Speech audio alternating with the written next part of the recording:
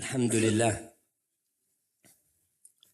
alladzi bi ni'matihi tatimmu shalihat. Segala puji bagi Allah Jalla Jalaluh yang karena nikmatnya kebaikan-kebaikan menjadi sempurna. Kita tidak boleh berhenti bersyukur kepada Allah dalam semua kondisi.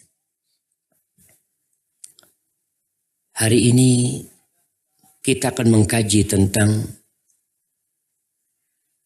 Allah yang selama 13 tahun di kota Mekah Rasulullah Sallallahu Alaihi Wasallam berusaha untuk mengenalkan Allah kepada penduduk Mekah. Tapi akhirnya beliau pun hijrah meninggalkan Mekah. Dan beliau mengajarkan kepada kita agar kita yakin dan percaya kalau Allah mendengar kita. Bahkan pujian-pujian yang kita panjatkan dalam sholat kita, itu pun Allah mendengar dan menjawabnya. Ketika seorang hamba mengatakan Alhamdulillahi Rabbil Alamin, apa kata Allah? Hamidani abdi. Hambaku memujiku, kata Allah. Ar-Rahmanir Rahim. Ketika hamba mengatakan Ar-Rahmanir Rahim, Allah Jalla Jalaluh mendengar dan menjawab mengatakan Asna alayya abdi. Hambaku terus memuja dan menyanjungku. Tatkala kita mengatakan Maliki Yaumiddin, apa kata Allah? Majjadani abdi. Hambaku mengagungkan aku. Tatkala kita bangkit dari rukuk kita, apa yang kita katakan? Tatkala imam mengatakan Sami Allahu liman hamidah, Allah mendengar bagi siapa yang memujinya. Kita dengan serentak mengatakan Rabbana walakal hamd. Wahai Rabb kami, bagimu semua pujian ya Allah. Karena memang Allah yang pantas dipuja dan dipuji. Bahkan Rasul Sallallahu Alaihi Wasallam dalam kondisi susah, beliau tetap memuji Allah. Kadangkala kita lupa. Dalam kondisi susah,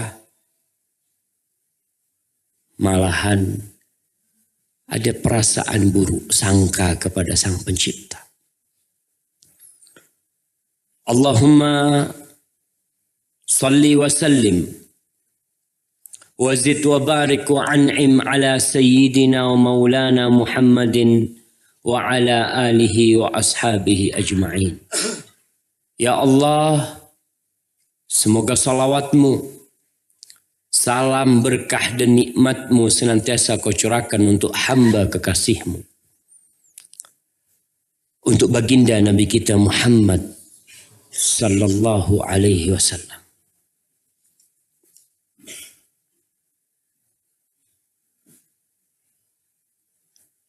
Dan semoga salawat itu bersambung untuk para keluarga Nabi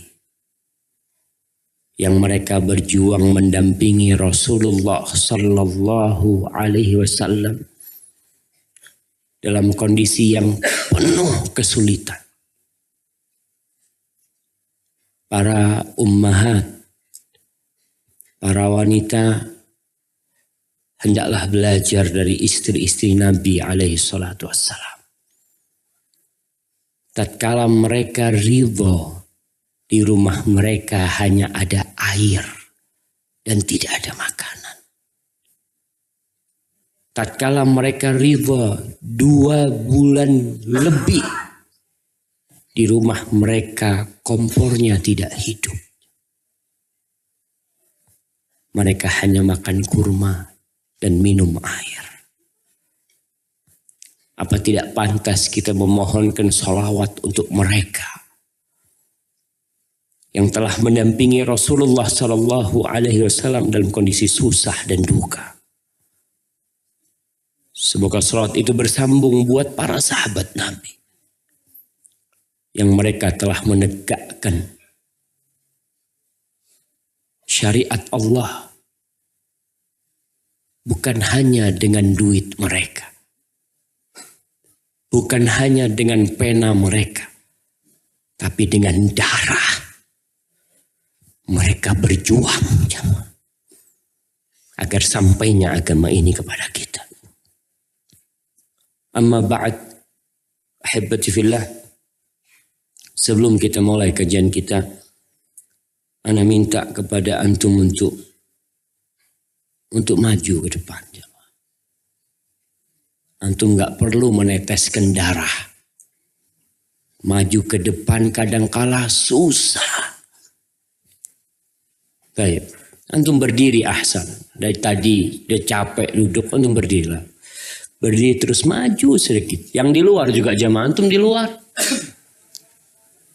Yang di luar berdiri, fadal terus duduk antum. Nah, sebagian nggak mau berdiri, nggak lah Ustaz. Anak pejuang pertama yang duduk di sini. Karena merasa, insya Allah cukup lah jamaah. Masya Allah, tuh di belakang kosong tuh jamaah. Bisa masuk yang dari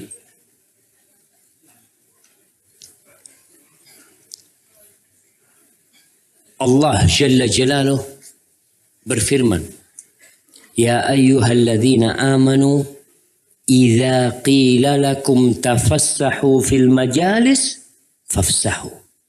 Wahai orang-orang yang beriman, subhanallah.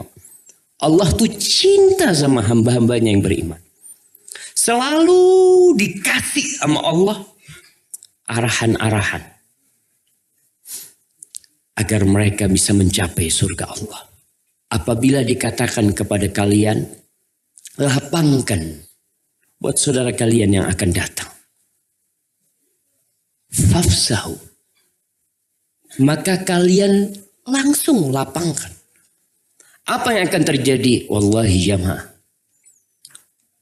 Allah tidak pernah ingkar janji. Allah mengatakan yafsahillahu lakum. Allah akan bikin kalian luas dan lapang. Apanya semuanya. Kadang-kala yang membuat rumah itu sempit bukan karena tanahnya yang sedikit. Kadang-kala yang membuat toko kita itu sempit bukan karena kita nyewa ruangan yang tidak luas, bukan. Tapi karena hati kita yang sempit, jamaah. Antum bisa bayangin jamaah, ada seorang pedagang di sana di Jember sana. Dia itu dagang sayur, di depannya orang yang punya toko. Di pasar nih. Dia nggak punya toko. Tapi bayangkan yang jualan sayur berangkat haji. Yang punya toko nggak berangkat haji. Hati jamaah. Allah berjanji yafsahillahu lakum. Mungkin antum merasakan sempit, nggak enak Ustaz. Tapi lapangkan hati antum. Supaya antum dapat tempat yang luas di surga Allah. Yang Allah janjikan buat antum semua. Ahibati fillah. Siapa yang tidak punya masalah dalam kehidupannya ini? Siapa yang tidak menderita? Terkadang tawa yang menghiasi bibir dan senyum manis yang membuat suasana jadi indah. Itu bukan karena tidak ada kesedihan. Bukan.